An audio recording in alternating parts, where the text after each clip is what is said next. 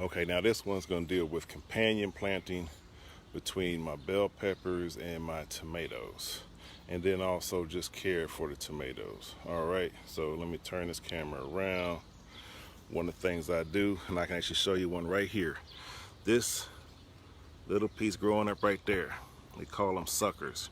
It's actually another tomato plant growing in a tomato plant, grows in a 45-degree angle within the plants. I pull those off.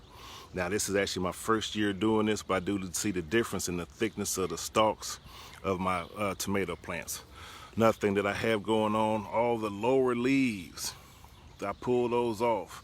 Most of your disease you're gonna get from your tomato plants is gonna come from water. Matter of fact, I got a few I gotta get, because it's gonna come from water that lands on the lower plants or splashes back up off the ground and gets on them. It sits, allows the mildew, and creates more disease.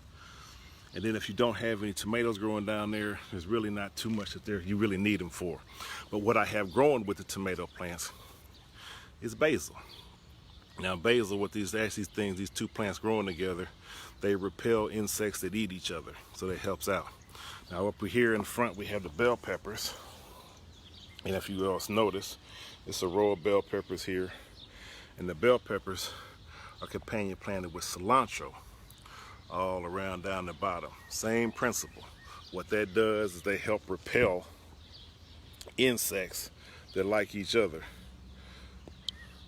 So that's how that works out. And just want to take this, another thing that I like to do in terms, because I've been around here weeding. Well, when I pull the weeds, let me turn this camera back around.